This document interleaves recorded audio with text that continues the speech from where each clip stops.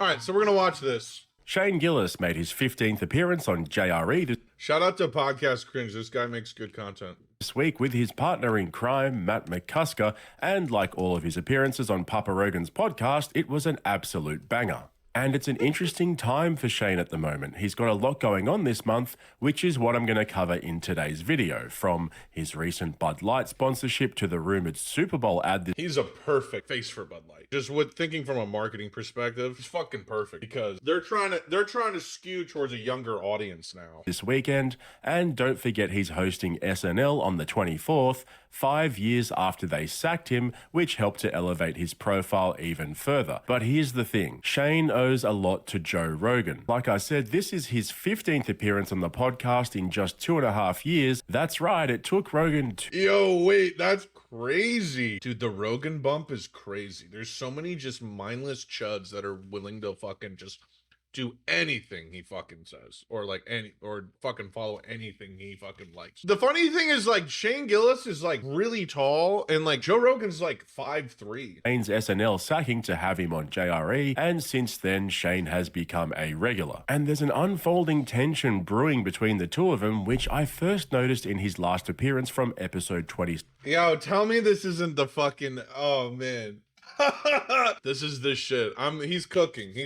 I can't wait to hear this. There's been a bit of a tension bubbling up between Shane Gillis and Joe Rogan. Like, who's fucking covering this? 74, just recently in December. So I'm going to break it all down. As usual, I'll play you some clips. By the way, Shane Gillis, I'm not even a big Shane Gillis fan, to be honest. Like, he's definitely funny. He's funny, but he's kind of like, doesn't have a point. Not that you have to have a point. I guess I'm being a fucking jerk off. I feel like he could just be more insightful. And I'm not, that's like straight guy humor that I think is funny to a point. It's one of those things where I feel like I can tell where someone's coming from, like how their mind works. And it's just immature at the end of the day. It's just kind of like there's this conflation that like if you act too mature, you're being gay. That's kind of how it feels. From the podcast and explain my thoughts and opinions along the way. And I'm going to play you guys one clip in Willem particular Dafoe, exactly. that shows alcoholic business bros that I went to high school with love Shane Gillis. Exactly. It's just disaffected white men that have no outlook. They love Shane Gillis. I don't know what disaffected means, but I think I'm right. But just before we get into all of that, if you haven't subscribed yet, sort that out. Get on board. We're pushing for 110,000 subs. I drop a few videos per week, keeping you updated on everything happening in the podcast universe. Look at his thumbnail game.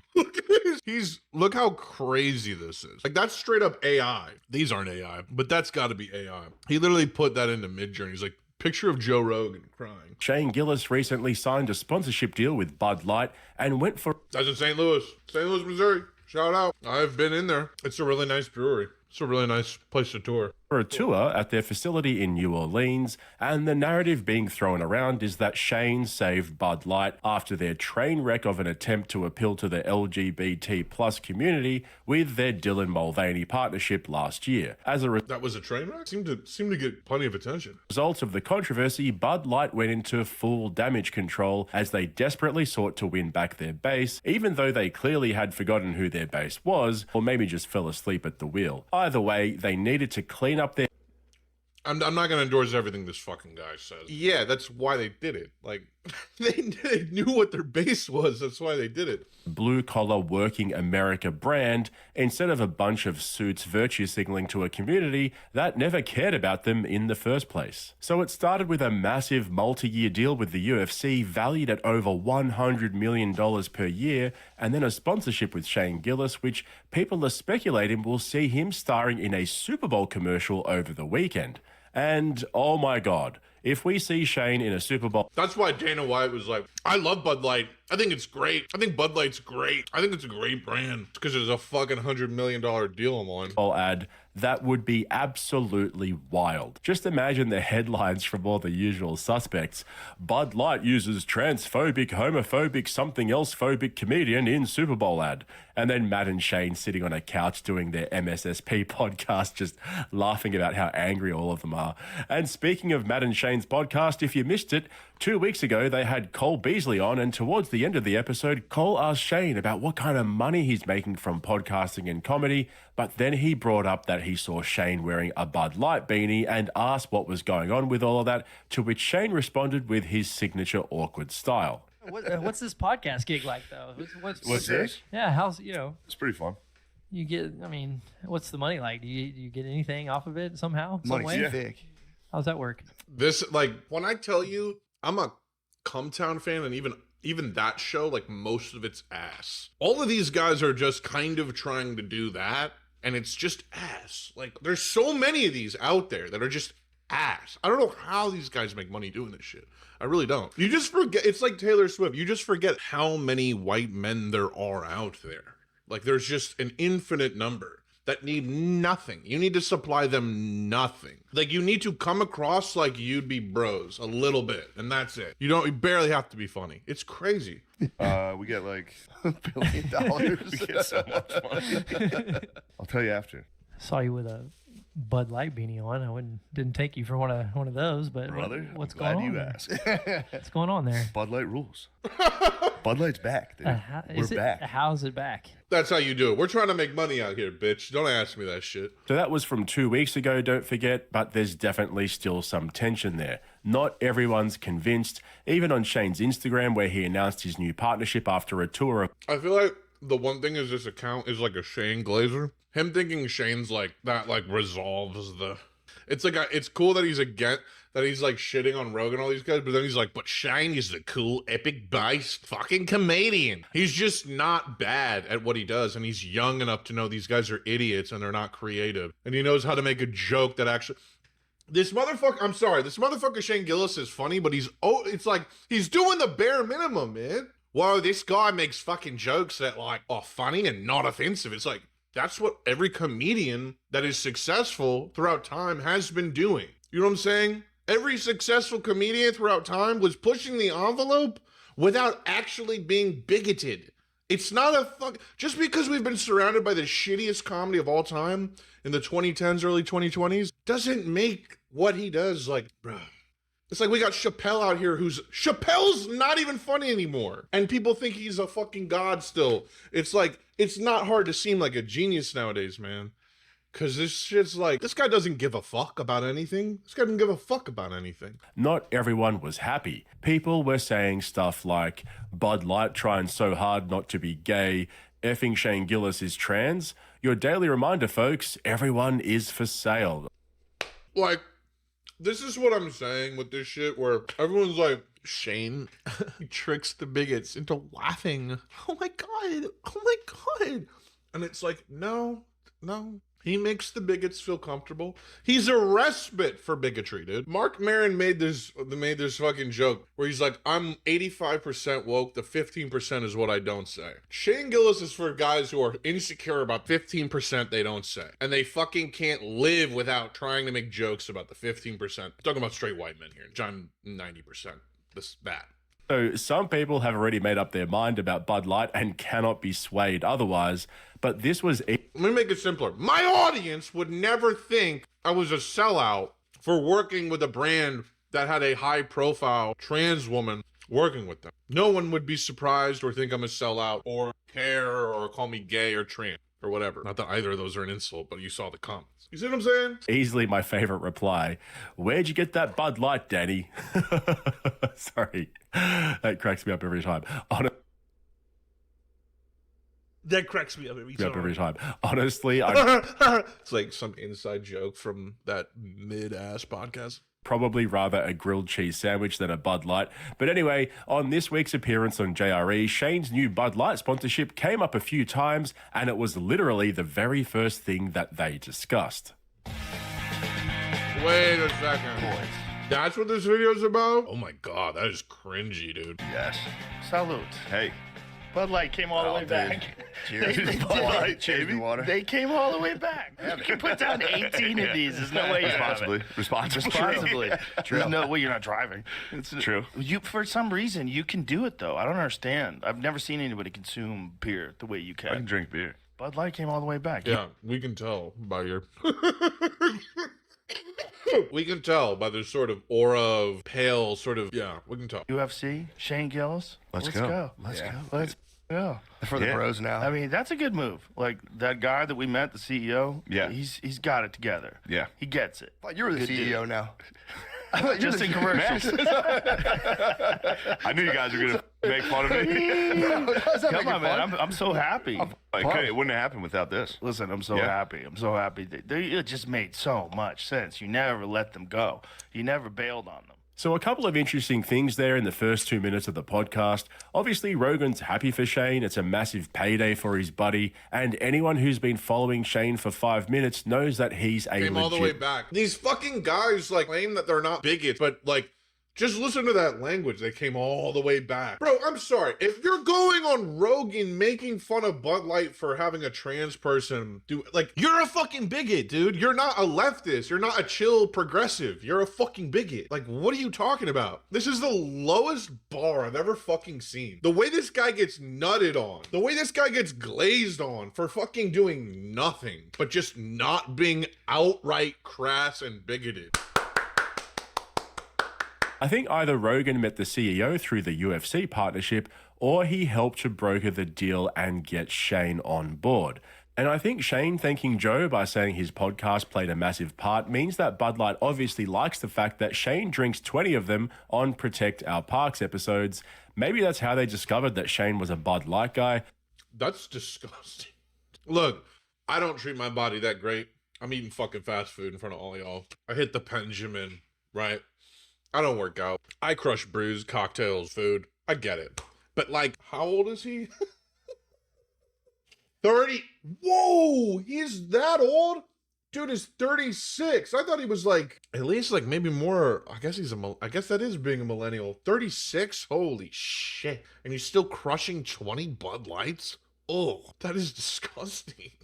Listen, I crush beers and it's fun to crush beers, but like, you're 36? You 36? Either way, it's clear that Joe played a role in getting Shane the sponsorship, which again, I think is fantastic. Good luck to him. He deserves it. But then it kept coming up again and again and again. It's like you can see the alcohol poisoning. And I started to get the sense that there's a bit of competition going on.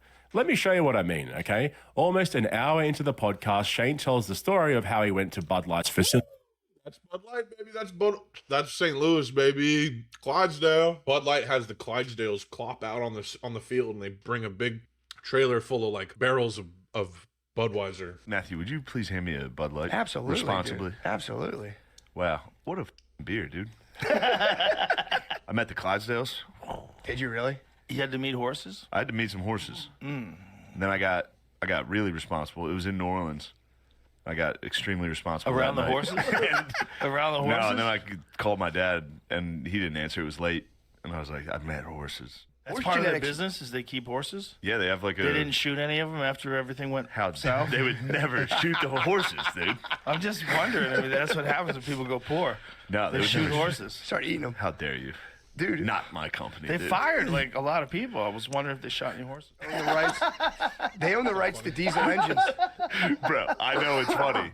It's such an expensive joke, dude. Come on, man. Where are they getting all fucking like making fun of each other for having sponsors? Joe Rogan, you sell a fucking fake supplement, brainwave or whatever the fuck it's called, to do a pot. Wow, I can pay attention here, but you work out every day and diet. You should have energy and be able to pay attention. The fuck? I'm over here with like insulin flowing through my fucking body. I'm not diabetic, but I'm here with sugar flowing through my body. My goddamn mood's like a goddamn roller coaster. You do a cold plunge every morning and run up mountains with your dog. Why do you need alpha brain? You should have plenty of brain. You need alpha brain to talk. You need water to wet your mouth and throat. That's all you need. You don't need alpha brain. You sell a fake supplement. This dude's sponsored by the most popular beer in the fucking world. Like, what are you talking about? You don't That use a is- VPN? No. You should use a VPN. Yeah. Oh, that's a good idea, actually. Yeah. Yeah, you should use one. That's a great idea. Express VPN. Easy. Yeah. One click. It's a sponsor. It's Nice. easy to use. Ooh, do you think I can use it to bet somewhere else, maybe? Not just... I don't know. I know that Oh, this people is your sponsor. use VPNs. I'm going to use I it think to there are bet sponsors. somewhere else. There are sponsors. I know people have used it to collect Pokemons. I think there are sponsors too, actually. Yeah. I love them. I'll never bet somewhere else. I all these people just my evolutionary like little tingle spots for when I'm being bullied or people to stay away from. It's just all red flags, just flare ups. It's like my spidey senses. It's like, you're a piece of shit. I can see your soul. I can see your soul. And there's dirt on it. I can see your dirty, dark soul that has hatred and bigotry and ignorance and fear inside of it. I can see it! Obviously just having a laugh, but Shane was definitely giving it back to Rogan after his jab about shooting the horses. Dale said Dark Souls mentioned. Now that's funny. And the fact that ExpressVPN also sponsor Matt and Shane just makes the whole thing even funnier. But here's the thing, you could probably tell that Is it funny? Really? Is it funny? Shane was low-key getting frustrated, but I don't actually think he was frustrated. It's because Joe Rogan's an insecure fucking bully because he's fucking 5 feet tall and has to take a fake brain supplement to pay attention in podcasts. That's why. You're a comedian and you need a fucking supplement to do a podcast? Really? Most of these guys have all these sponsors and they can't keep track of them because they're not really media trained, they're just comedians, right? And I think Shane's quickly realizing that this sponsorship with Bud Light is gonna be a little bit different and more difficult than he thought it would. He clearly just wants to drink beer and play Xbox, but now he's got to act like a responsible drinker. He can't take jabs at his corporate partner anymore. And when someone like Rogan cracks a joke about them laying off staff and shooting horses to survive, he can't laugh along and join in because they're paying him to make them look good. Like, okay, so you think it's funny, right, that a trans person literally, just for existing and associating with Bud Light, lost the company money. You think that's funny and good? Because it's not virtue signaling. Like, she didn't get on there and go, hey, I need you to, be queer. No, that didn't occur. That did not occur. So it was literally she just went on there and said, boy, I love Bud Light. And the least offended people in the world got really fucking mad for some reason. Have a drink, talk trash, do some podcasts, and work on his stand-up comedy. Having to bow down to this corporate sponsor like this could become a problem, especially considering how off the cuff these kinds of conversations can be. But I don't necessarily think it's a problem right now. He's obviously still getting used to having such a big brand deal, which I reckon is probably worth over. What do you mean getting used to? Like, this is why these guys, it pisses me off. You fucking loser. You're 36. You're not ready to have a brand deal? You're not ready for the pressure of just being a fucking like, fine, get the hell out of there. He's not ready for a brand deal yet. What is he, fucking 13? He's 36. However, if he does get another couple of big brands on his side from other industries, that's when I think he could start to really screw himself over. Because all of a sudden, he's creating these black spots that he can't joke about anymore, and you can tell just from watching those clips just now, he hates the fact that he's always representing the company now. I don't think so. I don't think he hates it. That didn't come across like he hates it. I think he probably just doesn't appreciate the immature, unnecessary, expensive, like he said, jabs that Rogan's taking. Just because Rogan's worth $250 million somehow, even though he has Ben Shapiro on every quarter of the year. I defended Rogan for a long time because I really did take him at his, I really did truly think he was a progressive until I fucking went out into the real fucking world and fucking experienced the real fucking world. And I realized like, oh, he's progressive to somebody, a dumbass. But then also it was just like indefensible shit too. Long ago. It was after he just started doing indefensible shit though. And honestly, the vaccine shit, if you're a leftist, the vaccine shit should have just been it. Like, he definitely spreads dangerous misinformation, but frankly, like, he should be more so ridiculed than tried to be censored. Like, in my opinion, you're not going to censor him. You should ridicule him. He should be a joke. It should be, well, Joe Rogan said that. It should be a joke. Actually, he's a punchline now. Most women, like, the first thing they're going to reference if they're making fun of men is that you watch Joe Rogan. Now, that isn't the source of the growing tension between Rogan and Shane. We saw a little glimpse of it with the horses joke and the ExpressVPN comeback a couple of minutes later, but that's mostly just friends joking around and having a laugh. I think there is something a little bit deeper going on here, and I've spoken about it in the past. It's this idea that Shane's profile is growing so quickly and to such extraordinary heights that Rogan almost needs Shane now more than Shane needs Rogan. And I think it's starting to bug Rogan. Man, like, this is Joe Rogan when he's doing stand-up. Like, It's crazy. A bear can run at you 35 miles per hour, man. Doesn't matter how much UFC training you've done. Doesn't matter how much Brazilian jiu-jitsu you've done. If that bear, man, runs at you, you're fucked. Isn't that funny, guys? Gillis is a good stand-up comedian. Just point blank period. It's undeniable. I will not deny the fact he is a good stand-up comedian. Is he my favorite? Do I support him? Do I like him? No. But will I watch his stand-up, laugh, appreciate the comedy for what it is? Absolutely, because he's at least not being a fucking outright bigot. But do I think that he's some sort of progressive or he's creating some waves to make comedy better? Not entirely. When he keeps going on Rogan and hanging out with Chappelle and fucking Sam Hyde and shit, no.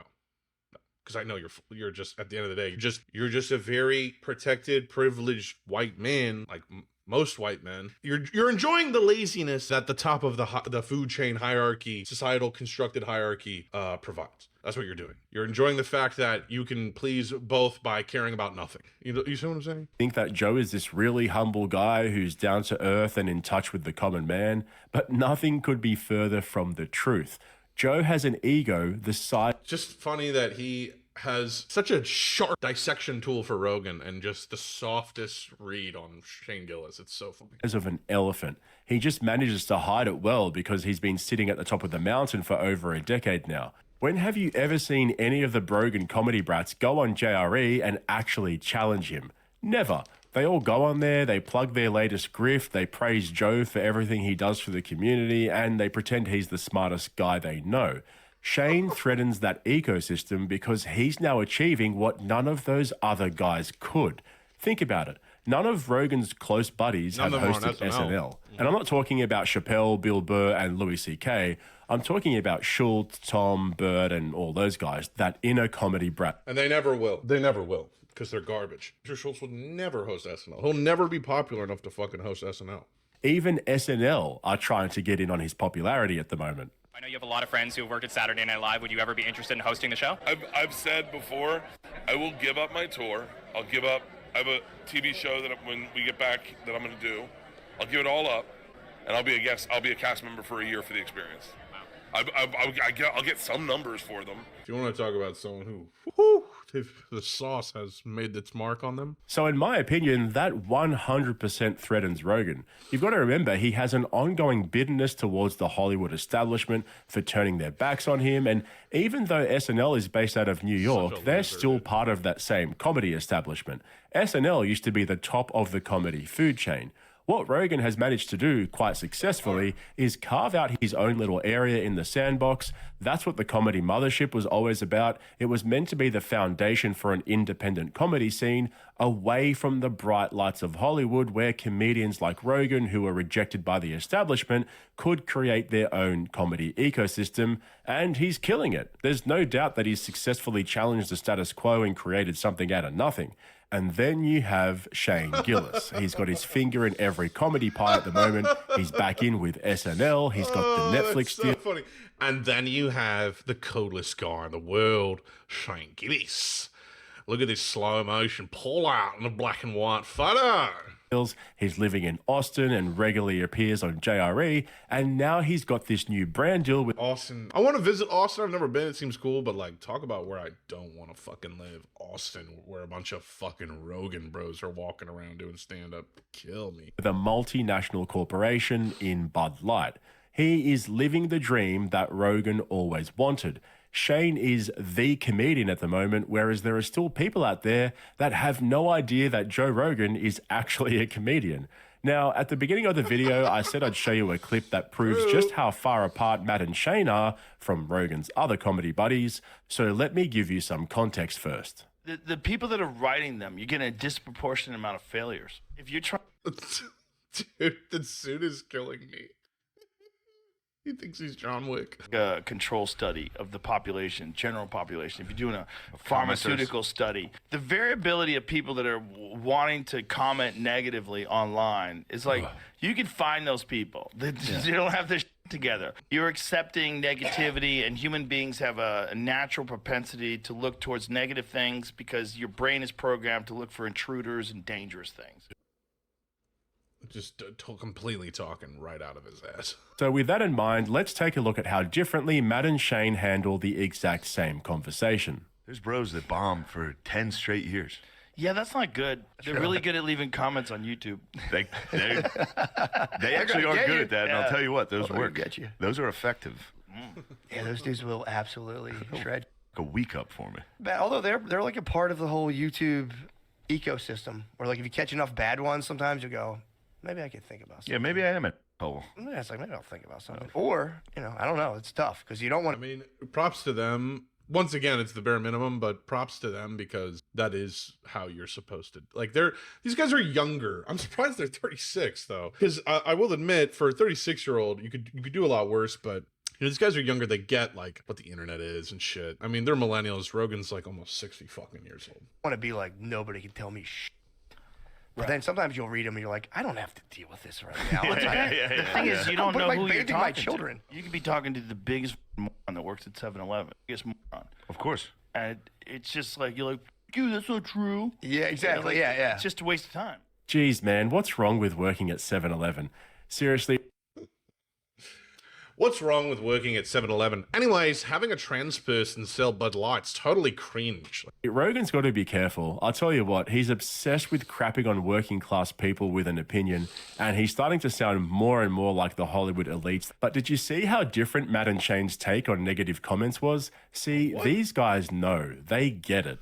Matt nailed it when he said that it's all part of the YouTube ecosystem, and if you see a few of the same negative comments over and over again, then maybe it should make you stop and think. And Shane agreed with that. They're so much more appealing and tolerable to listen to, and which is saying a lot. Like, it's so funny. It doesn't say anything about them. It just says how cringe all the other guys are, that these guys seem likable in comparison. Matt and Shane are aware of what happened to Brendan Schaub and the subreddit dedicated to hating him. Here's a really quick recap for you. I watched that whole incel documentary about the guy that made that, a documentary about. Yeah, so I know exactly what's going on in that subreddit. So I watched that documentary and then I went to the subreddit. I'm like, whoa, dude, there's like a whole space where you can just act this whole subculture of these people. There's like a small city worth 14,000, a small city's worth of people, like a rural town's worth of people who are dedicated towards like watching your every move. The sin they're punishing him for is taking that like kind of elitist attitude towards his fan base. He was kind of like, yeah, you guys are losers, I'm killing it. They were like, dude, we'll hive mind make fun of you. It's like, dude, I would instantly cave. I've heard of that. I'm like, so I'll quit. You guys I'm done. See, this is the other thing. Like, I appreciate their humility, but like, they would deal with that a lot less if they were like, I don't know, not so obsessed with like making the risque. Ooh, let's make the risque. Let's make like if they weren't so obsessed with that shit.